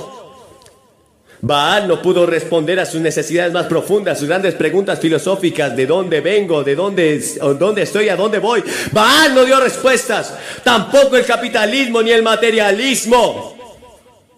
Y el secularismo y el humanismo se encuentra solo en una relación con Dios. Ya ves, fuiste hecho para Dios, hecho a la imagen de Dios, hecho para la comunión con Dios. Y puedes intentar todo en tu vida y en 1000 direcciones diferentes para encontrar algo y nunca lo encontrarás. He visto a hombres esforzándose por convertirse en científicos brillantes, y conozco a algunos científicos muy brillantes en Estados Unidos, y son miserables. He visto a hombres pasar su vida ganando dinero, y conozco a algunos de los hombres más ricos de Estados Unidos, y son miserables. He visto a hombres esforzándose toda su vida para obtener poder político, y obtienen poder político y obtienen cargo que buscan, pero no les brinda paz y gozo y felicidad y satisfacción que esperaban. Pero hay algo interesante. Nunca he visto a una persona entregar su vida a Jesucristo con sinceridad, pero no encontró lo que buscaba. Él satisface los anhelos más profundos de nuestro corazón y de nuestra vida. Ahora Elías nos enseñó una cosa y Jesús también la enseña. Debes hacer una elección. Tienes voluntad propia y tienes que decidir. ¿Cuánto tiempo vas a aguantar entre dos opiniones? Jesús dijo: hay dos caminos. Ahora la Biblia dice: hay un camino que al hombre le parece derecho, pero su fin es camino de muerte. Algunos de ustedes piensan que está bien y que está en el camino correcto ahora. Date cuenta de que estás llevando un camino de perdición. Jesús dijo, hay dos caminos, el camino ancho y el camino angosto. El camino angosto lleva a la vida eterna, el camino ancho a la destrucción. Y cada persona en esta audiencia esta noche tiene que escoger un camino. ¿En cuál estás? Dice que hay dos maestros. Dice que no puedes servir a Dios y a las riquezas, o amarás al uno y odiarás al otro. No puedes hacerlo, debes elegir. Dice que hay dos padres. ¿Sabes que la Biblia enseña la paternidad de Dios en la humanidad del hombre? No en el sentido en que muchas personas lo enseñan. No. Por creación Él es nuestro Padre. Por creación todos somos miembros de la misma raza humana. Y es por eso que debemos amarnos unos a otros sin importar de qué raza seas. Todos somos hermanos en ese sentido. Pero espiritualmente hablando, no somos todos del mismo Padre y todos de la misma sangre. Solo hay dos grupos: los que se pierden y los que se salvan, los del camino ancho y los del camino angosto. Debes estar en uno, en el otro. Hay dos destinos: el cielo o el infierno. Sé que hoy en día no es popular creer en el infierno. Puedes creer en el cielo, pero la gente preferiría no pensar en el infierno. No te culpo en ese lugar terrible. Pero la Biblia enseña que hay un infierno. La Biblia lo enseña. Hay un infierno donde los hombres van a estar separados de Dios para siempre. Hay un cielo donde vamos a tener comunión con Dios y con Cristo para siempre. Debes hacer una elección. Jóvenes, tienes que hacer una elección. Esta es una elección que no puede depender de tus padres. No puede depender de nadie más. Debes hacerlo por ti mismo. Y muchos de ustedes, padres, han hecho lo mejor que han podido con sus hijos. Han orado por ellos, los han amado. Pero llega el momento en que ellos tienen que hacer su elección acerca de Jesucristo. Tienen que decidir por sí mismos. En la arena solitaria de sus propios corazones. La batalla más grande que jamás se haya peleado es la batalla del corazón de un joven acerca de Jesucristo. Y esto es algo que no puede depender de nadie más. Solo usted tiene la capacidad de hacerlo. Puedes decidir sí o no. Esa es una cosa. Y Jesús no permite terreno neutral. Y advierte contra esperar demasiado. La Biblia dice, ahora es el tiempo aceptable. Hoy es el día de salvación. El que endurece su corazón siendo reprendido muchas veces de repente será cortado sin remedio. Ven mientras puedas. No lo pospongas más. ¿Cuánto tiempo tienes entre dos opiniones? Ahora, cuando hagas esa elección, habrá un precio que pagar. Las personas que eligen a Jesucristo pagarán un precio. Hay miles de personas en otras partes del mundo. El precio que tienen que pagar es que son excluidos de su familia. En algunas partes del mundo nunca pueden ir más allá de la escuela primaria si toman una decisión por Cristo. Nunca pueden conseguir un trabajo por eso si deciden por Cristo. Pero en esas partes del mundo miles y miles están viviendo para Jesucristo. En Estados Unidos hemos tenido una especie de situación antinatural. Es casi popular seguir a Cristo en algunas áreas del país ahora. Eso no durará mucho. Siempre hay un precio. Y si recibes a Cristo como tu Salvador y tratas de vivir para Él, algunas personas se burlarán tras tus espaldas. Y este es el periodo de conformidad. No queremos ser considerados demasiado diferentes, pero Él te llama a ser diferente. Cuando la pandilla está haciendo ciertas cosas que deben hacer, toma su posición. No lo puedo hacer, es porque soy cristiano. Porque creo en Jesucristo. Cristo, esa es la palabra. Jesús dijo que es mejor que te sientes y cuentes el costo, porque una gran multitud le seguía y Él se devolvió y dijo, espera un minuto, cuenta el costo. ¿Sabes que voy a morir en una cruz? Y si me sigues, vas a tener que ir a morir conmigo. Oh, no, no sabíamos eso, Jesús. Pensábamos que ibas a establecer un reino y íbamos a estar en el reino contigo. Entonces lo dejaron. Allí está la cruz antes de la corona. Allí está la cruz. Cuando vengas a Cristo serás probado por Dios.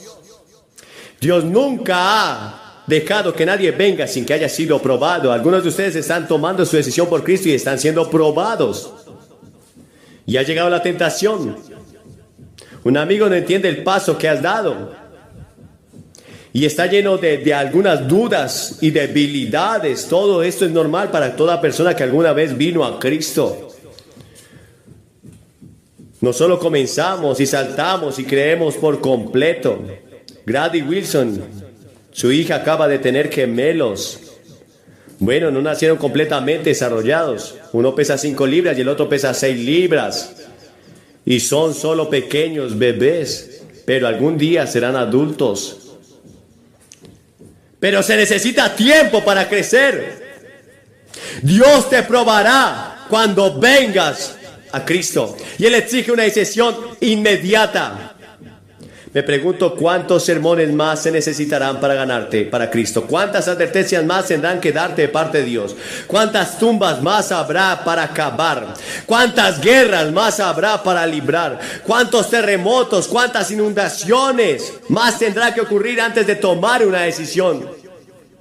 El ladrón de la cruz tomó esa decisión en un momento. Señor, acuérdate de mí. Y en ese momento Jesús dijo, estarás conmigo en el paraíso.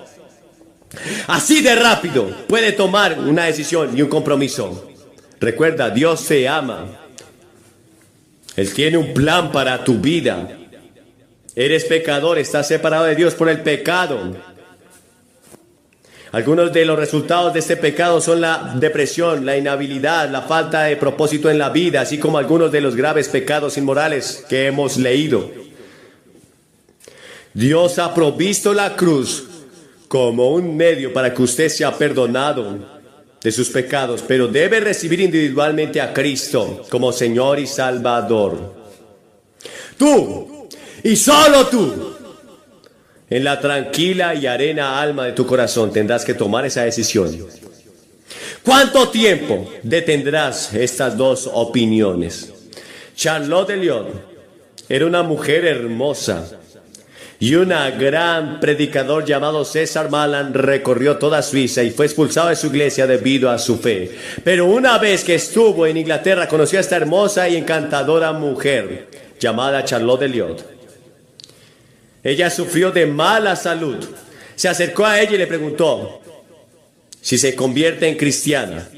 Ella lo reprendió y dijo, me molesta que me preguntes eso. Ella estaba muy irritada con él. Él dijo, no quise ofenderte, pero solo quise decirte que Dios te ama y que Dios está dispuesto a darte paz en tu corazón. Entonces Charlotte Elliott no podía dormir.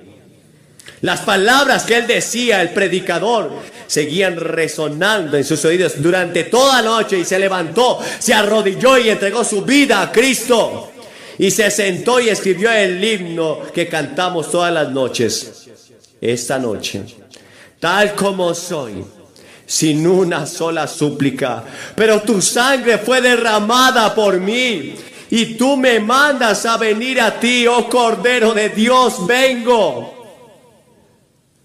Justo como tú eres, no tienes que ir a casa y ser mejor, no tienes que ir a casa y tratar de ser mejor. Vienes tal como eres, con todos tus pecados, fracasos, errores, con toda tu hipocresía. Ven tal como eres, Él te perdona y te cambia y entrará en tu vida. Voy a pedirte que hagas eso precisamente, pública y abiertamente ahora mismo. Voy a pedirles a cientos que se levanten de todo el estadio y vengan y se paren frente a esta plataforma y digan, yo recibo a Cristo.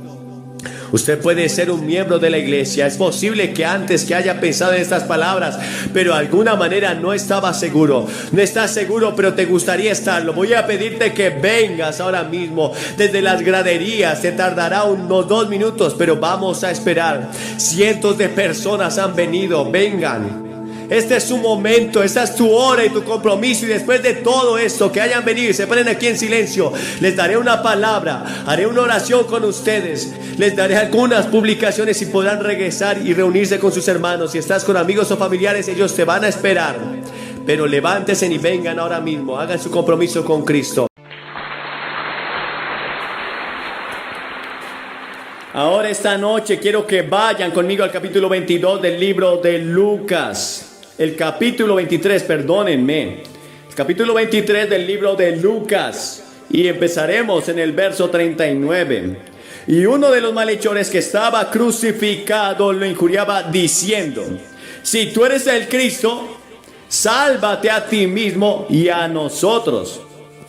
Pero respondiendo el otro le increpaba diciendo: ¿no temes tú a Dios estando en la misma condenación? Nosotros a la verdad con justicia padecemos porque recibimos la debida recompensa de nuestros hechos, pero este hombre no ha hecho nada malo. Y dijo a Jesús: Señor, acuérdate de mí cuando vengas en tu reino. Y Jesús le dijo: de cierto te digo que hoy estarás conmigo en el paraíso. Y aquí está la historia de un hombre que se convirtió en el último momento. En este pasaje de la Escritura que acabo de leer, encontramos una descripción de la cruz de Jesucristo. Ya sabes, casi todos los días me encuentro con personas que me hacen la misma pregunta: ¿hay alguna esperanza para mí? Alcohólicos, drogadictos, prostitutas. Bueno, quiero contarle la historia que leí de la Biblia, de un hombre que merecía la muerte, el juicio y el infierno. Y en ese último momento se arrepintió de sus pecados y fue salvado. Es la única historia de arrepentimiento instantáneo que encuentro en toda la Biblia. Y ahora es algo muy interesante para mí. El único en toda la Biblia, y esto indica que es posible salvarse en el último momento, pero no es probable. Es mejor que vengas a Cristo mientras puedas, porque es posible que nunca tengas muchas oportunidades. Este hombre tuvo una oportunidad y la aprovechó en ese momento. Ahora aquí está la imagen de la cruz de Cristo. No creo que nadie pueda leer la historia de la crucifixión de Jesucristo y no conmoverse un poco en esa historia.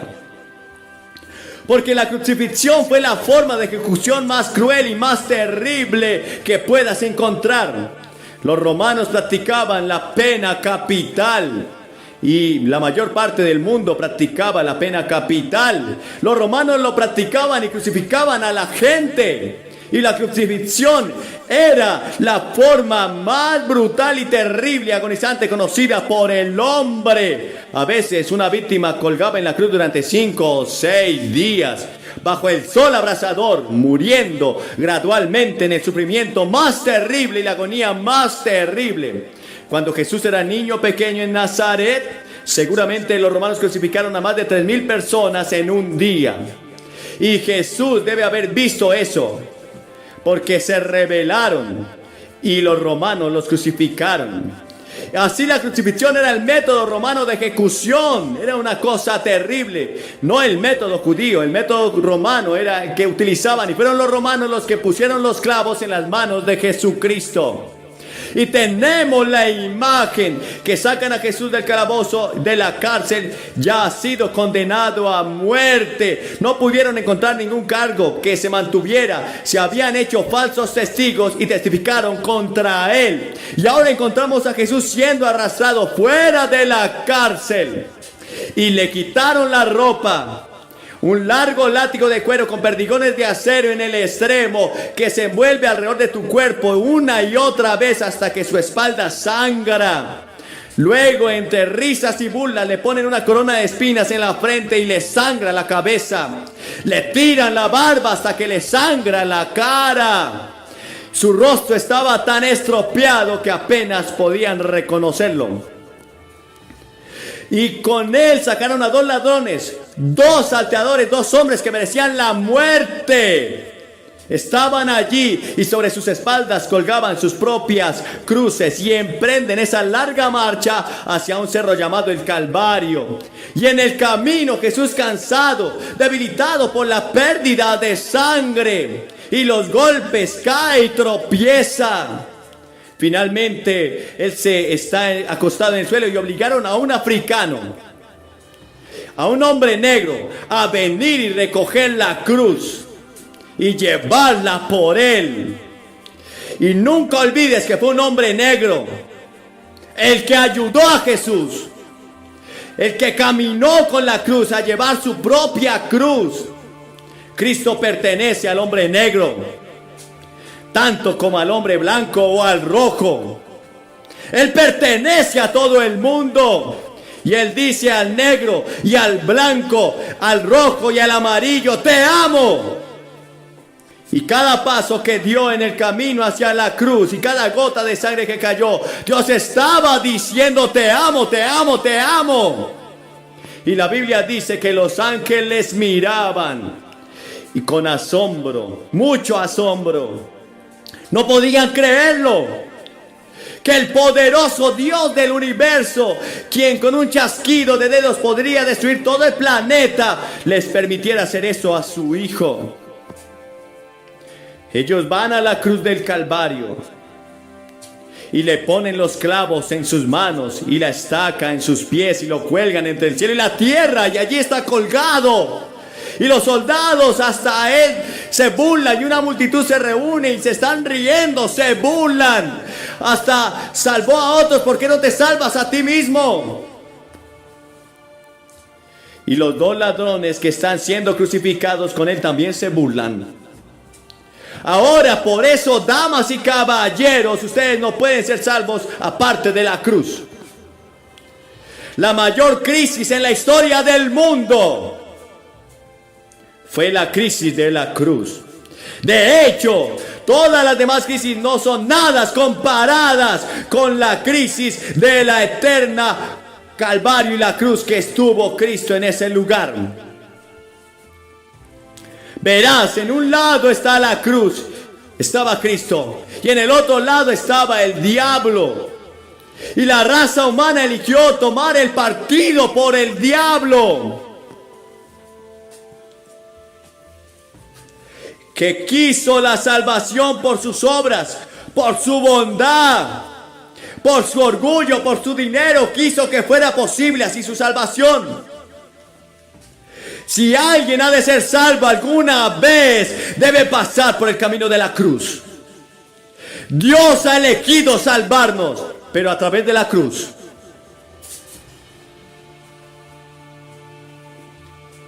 Por eso la Biblia dice: por gracia sois salvos por medio de la fe, y esto no es de vosotros, pues es un don de Dios, no por obras, para que nadie se gloríe. Y nos quitó todo el orgullo cuando miramos la cruz.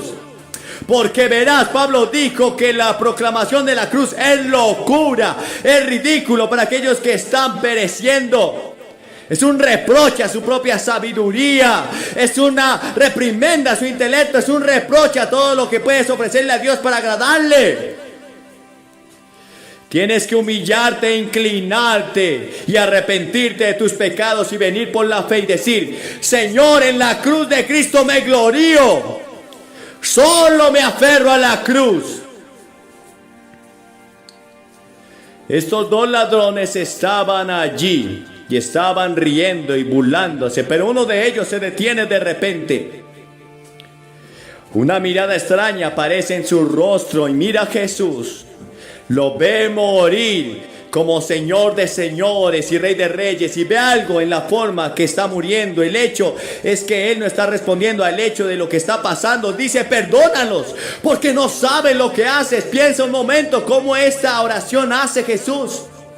Y este ladrón escucha todo lo que está pasando sobre él, su vida anterior, y él vuelve a sus pensamientos y reprende al otro ladrón y le dice: no le temes a Dios. Este hombre no ha hecho nada, no merece morir, pero tú y yo lo merecemos. Merecemos ser ejecutados por nuestros crímenes. Y luego creyó en una vida futura, porque verás, se volvió hacia Jesús y le dijo: Señor, acuérdate de mí cuando vengas en tu reino. Acuérdate de mí cuando vengas en tu reino. Pero en alguna parte el ladrón se había equivocado de camino. Podría haber tenido una madre piadosa, podría haber tenido un padre que creyera en él, en la justicia, en la integridad, en Dios. Pero en algún lugar, tal vez cuando tenía 15, 17, 18 años, cuando comenzó a tomar sus propias decisiones, eligió la dirección equivocada y terminó donde terminan todos los que se apartan de Dios. Tu pecado te alcanzará. No puedes seguir pecando y salirte con la tuya. No puedes seguir haciéndolo mal y salirte con la tuya. Vendrá un día, en algún momento, en algún lugar. Si no se pone al día en esta vida, será cuando sea atrapado en el juicio. No escaparás. Ahora había alcanzado a este hombre la justicia. Todos sus pecados se habían acumulado durante todo este tiempo y él mismo admite que merece ser ejecutado. Ahora, en ese momento se arrepiente de su pecado, porque el Espíritu de Dios estaba allí convenciéndolo. Se vuelve hacia Jesús y le dice: Señor, acuérdate de mí. Reconoció su culpa. No trató de contenerlo, no trató de encubrir. Simplemente reconoció que estaba equivocado. Miren su fe. Si hubiera tenido este tipo de fe en la tumba de Lázaro, donde vio a Jesús resucitar a alguien de entre los muertos, o cuando Jesús caminó sobre las aguas, o tal vez en la resurrección se paró frente a la tumba, si hubiera dicho: Señor, cuando vengas en tu reino. Pero al ver a Jesús en la cruz muriendo y cubierto de sangre, su cabello ensangrentado, lo vio, se miró allí en esa condición y tuvo la fe en la cruz y en el centro de su vida, en un reino, y que podía recordarse de él, y tomó uno de los más grandes actos de fe en toda la Biblia. Creyó en ese momento. En ese momento terrible, él creyó en Jesucristo, que se dirigía hacia un reino y quería estar en ese reino, quería ser salvo, quería que sus pecados fueran perdonados. Mira su oración. Fue una breve, una sola frase humilde. No pidió mucho. Lo único que dijo fue: recuérdame. Él no dijo: Señor, quiero un lugar grande en el reino, Señor, ¿qué tal si me llevas contigo? Él dijo solamente: recuérdame, recuérdame que estoy aquí, creo en ti, recuérdame, Señor. Y fíjate en lo serio que era: Señor, acuérdate de mí. Mis palabras significan mucho. Señor, acuérdate de mí cuando vengas en tu reino. ¿Conoces a Jesucristo personalmente? ¿Te has arrepentido? ¿Alguna vez has dicho: Señor, acuérdate de mí? Señor, perdóname. Señor, soy tan pecador. ¿Sabes que Clifford dijo que conocía a Howard Hughes y sabía lo suficiente sobre él como para escribir un libro? Y una de las editoriales más grandes de Estados Unidos le pidió en realidad que si lo conocía. Y algunos de ustedes saben acerca de Jesús.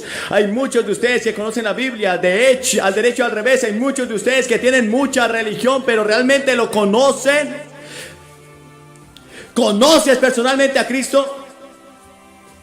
Si no lo hace, puede conocerlo esta noche y puede decirle como el ladrón en la cruz: Señor, acuérdate de mí. ¿Y cuál fue la respuesta de Cristo? ¿Qué respuesta le dio? La Biblia dice que había estado en silencio por mucho tiempo. Pero ahora escuchó al ladrón y gritó. Él dijo: hoy estarás conmigo en el paraíso. Ahora el paraíso se usa solo unas pocas veces en la Biblia. Leemos sobre el paraíso, donde estaba Adán y Eva. Leemos sobre el paraíso al final de la Biblia, en Apocalipsis 22. Pero aquí está de nuevo: hoy estarás conmigo en el paraíso. Ahora piensa en el día que fue para ese ladrón a las 9 de la mañana. Lo estaban ejecutando. Estaba siendo asesinado por robo. Y a las 12 era un hijo de Dios. A las 6 ya estaba en el cielo. ¡Qué día! En un solo día cambió el mundo, cambió su universo, pero ciertamente el día cambió para ese hombre. Hoy estarás conmigo en el paraíso. Note lo que Jesús dijo. Hoy estarás conmigo. Qué gran palabra. No dice mañana, dice hoy estarás conmigo. Dios dice hoy, si oyeras hoy mi voz, ahora es el tiempo aceptable, es el momento, este día, este minuto. Podrás hacer tu compromiso y tu decisión hoy, y tus pecados serán perdonados, porque verás, en ese momento, mientras Cristo moría, algo más estaba sucediendo, lo más grande que estaba sucediendo en la historia del mundo. Y Jesucristo, siendo identificado con los pecadores y contado con los transgresores y siendo hecho pecado, se convirtió en el hombre más malvado en un sentido que jamás haya vivido. Porque verás, Él tomó tus pecados. Él tomó tus pecados. Todos los pecados en uno. No dice que Dios simplemente puso sobre Él. Dice que se hizo pecado. Y el sufrimiento de Jesucristo no fue físico solamente. Él sufrió físicamente, terrible. Pero la muerte más terrible para Él fue su verdadero sufrimiento espiritual. ¿Puedes imaginar el santo, justo Hijo de Dios que nunca había tenido un mal pensamiento? Que nunca había cometido un pecado, de repente convirtiéndose en el hombre más pecador en sí mismo, volviéndose culpable de asesinato, volviéndose culpable de inmoralidad, volviéndose culpable de todo, volviéndose culpable de todos tus pecados. Él se hizo pecado por nosotros. ¿Sabe lo que significa convertirse en pecado?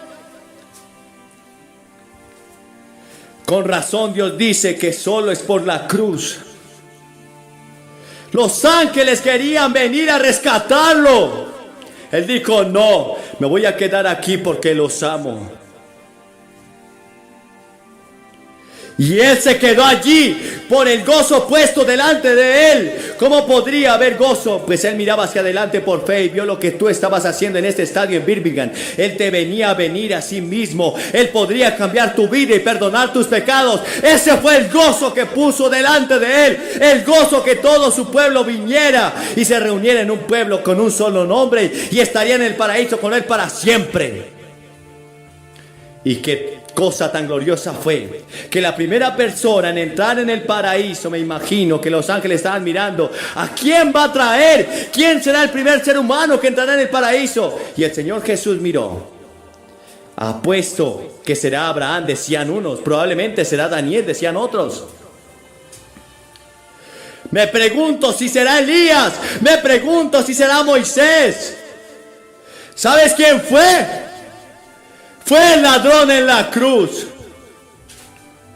Hoy estarás conmigo en el paraíso. Y ese fue el que entró al paraíso primero, con el Rey de Reyes y Señor de Señores. ¡Qué bienvenida le dieron mientras bajaban por las calles de oro! En esa gran ciudad y todo el universo inclinándose ante Cristo. Y Jesús entrando con un ladrón de su mano. La música que sonó, el planeta y las estrellas regocijándose por Cristo Jesús que entró en el paraíso, y a su lado estaba el ladrón que merecía el infierno. Bueno, quiero decirles que Jesucristo contestaría a la oración de ese ladrón, y Jesucristo contestará tu oración en este momento.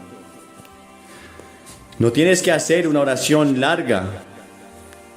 No tienes que ir a casa y reorganizar todo y mejorar y tratar de reorganizar tu negocio, tus estudios, tu vida matrimonial. Vienes tal como eres.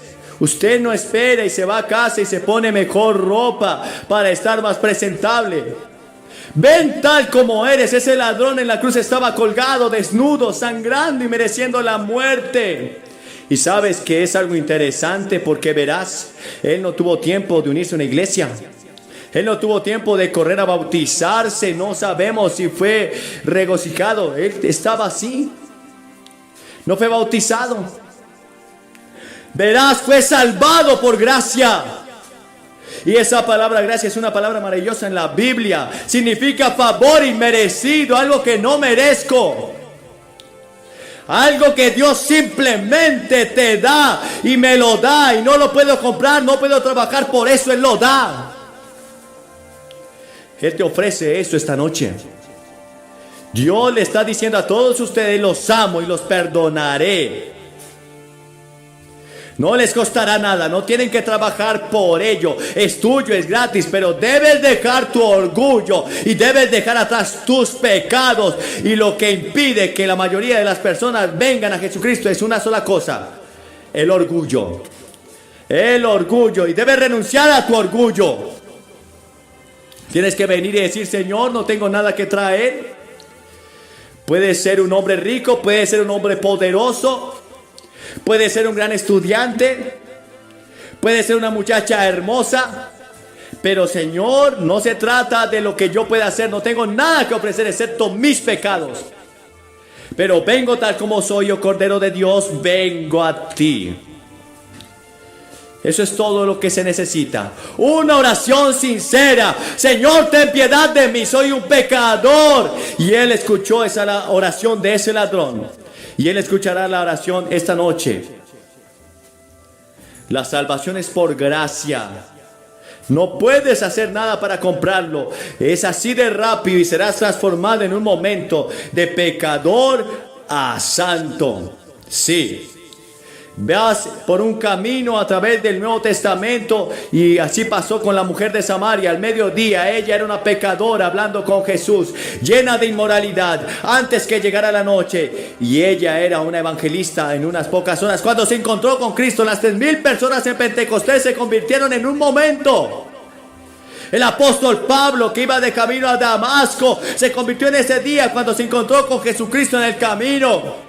El carcelero de Filipo se convirtió a Cristo así de rápido. Es en un chasquido, en un momento, fue rápido. Cuando pienso en los presos que iban a escapar, el noble etíope se convirtió a Cristo así de rápido. Es así, en un instante, en un chasquido, el ladrón de la cruz se convirtió, transformó y cambió su vida. Ahora bien, eso no significa que te vuelvas inmediatamente perfecto. Sigues siendo la misma persona, vas a volver a la misma rutina, a la misma dirección, a la misma multitud, pero significa que tu corazón ha cambiado y tu interior ha sido cambiado y estás comenzando una nueva vida en una nueva dirección, y se llama la conversión. Y empiezas por el arrepentimiento. El arrepentimiento significa que reconoces que has pecado. Dice: Señor, soy un pecador, he quebrantado tu ley. Sé que soy y estoy dispuesto a cambiar toda mi vida y toda la dirección de mi vida. Quiero que entres como mi Señor y mi Salvador en mi corazón. Jesús ofrece la salvación gratis. Se la ofrece a usted esta noche. A usted, para que la reciba. A cada uno de ustedes. Solo soy un mensajero. Soy un mensajero de Dios esta noche para ti, diciéndote: arrepiéntete y Dios te perdonará porque te ama. Puede suceder ahora mismo. En este momento, si pones tu fe y tu confianza en Él. Y como dije hace un momento, es la única historia en la Biblia de una conversión en el lecho de muerte. Es la única historia, no lo pospongas. Solo un hombre en toda la Biblia. Y fue dado, y creo que para que nunca nos desesperemos, pero nunca nos presumamos. Ven a Cristo ahora. Esta es la hora, este es el momento. No viniste a este estadio por accidente, viniste porque es la providencia de Dios y Él te trajo y te permitió venir, y Él ha preparado tu corazón. Y esta noche te traigo este mensaje a ti. No te lo pierdas. No lo pospongas. Les voy a pedir a cientos de ustedes que se levanten de su silla. Que hemos visto a más de 1,000 personas cada noche venir a Cristo aquí en Birmingham. Voy a pedirte que te levantes de tu asiento y vengas a unirte con ellos. Ven y párate a ti, aquí al frente, y di al venir: recibo a Cristo. Quiero el perdón. Quiero una nueva vida. Quiero que me cambies, Señor. Quiero un nuevo propósito, un nuevo significado en mi vida. Y después de que todos hayan venido, les voy a decir unas palabras, haré una oración con ustedes y les daré daré algunas predicaciones. ¿Por qué te pido que vengas? Cada persona que Jesús llamó en el Nuevo Testamento lo llamó públicamente. Hay algo acerca de dar un paso públicamente y pararse aquí. Eso es lo que pasa. Voy a pedirle que te levantes y vengas ahora mismo rápidamente. Cientos de ustedes pueden estar allá arriba en el coro, puedes estar en el balcón. Te tomará un momento venir ahora mismo y pararte aquí en silencio. Vamos a orar mientras vienes.